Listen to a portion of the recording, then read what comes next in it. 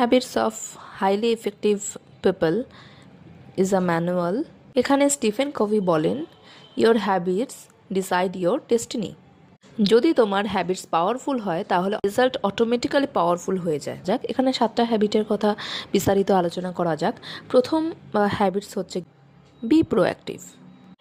Reactive লোক blaming করে সমস্ত কিছুতে, অ্যান্ড প্রোঅ্যাক্টিভ লোকেরা সব সময় রেসপন্সিবিলিটি নেয় নিজের উপরে। রেসপন্সই কিন্তু আপনার ফিউচার চেঞ্জ করবে, সেটা যাই হোক না কেন। আপনার মধ্যে যে এনার্জি আছে সেটা কমপ্লেনে রূপান্তরিত না করে সেটাকে ক্রিয়েশনের মাধ্যমে রূপান্তরিত করুন। Next habit, being in the end of the mind.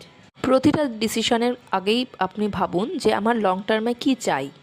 আপনার লক্ষ্যের প্রতি যত বেশি ক্ল্যারিটি থাকবে তত তাড়াতাড়ি আপনি লক্ষ্যে পৌঁছাতে পারবেন আপনার সঠিক অ্যাকশানের মাধ্যমে। এই জন্যই বলা হয়েছে আপনার লাইফে যদি ডিরেকশন না থাকে তাহলে ডিস্ট্রাকশন সবসময় আপনাকে ডমিনেট করার চেষ্টা করবে।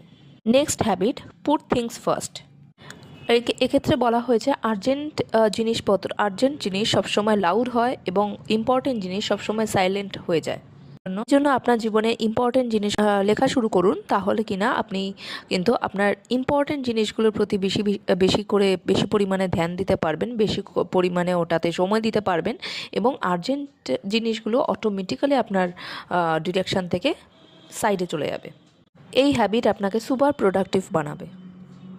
Next habit, think win win.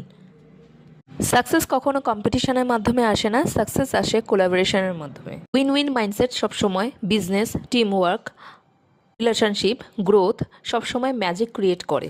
Sick first to be understand, then to be understood. যখন আপনি প্রথমবারেই সব কিছু বুঝে যাবেন তখন আপনার সামনে যে ব্যক্তি থাকবে তার মাইন্ড সবসময় ওপেন হওয়ার চেষ্টা করে।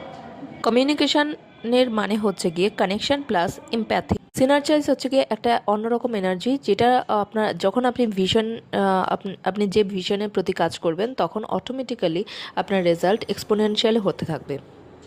টিম ওয়ার্ক সবসময় আপনার পাওয়ারকে মাল্টিপ্লাই করে দেয়। লাস্ট লেসন থাকে body, spirit and emotion each and everyday recharge করা উচিত। এখানে বার্নআউট কোনো মেডেল না, এটা কিন্তু বার্নআউট কিন্তু আপনার ক্ল্যারিটিকে ধ্বংস করে, আপনার ডেস্টিনিকে নড়বড় করে দেয়।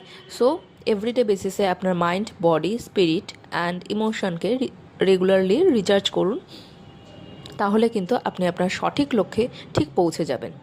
নিজের জন্য রেস্টিং টাইমে যান, সেটা কিন্তু আপনার প্রোডাক্টিভিটি আরও পরিমাণে বাড়িয়ে দেবে। সব থেকে powerful line, we see the world not as it is but as we are. এর মানে হচ্ছে কি আপনার দুনিয়াকে চেঞ্জ করার দরকার নেই, আপনি আপনার নিজেকে চেঞ্জ করুন, নিজের দৃষ্টিভঙ্গি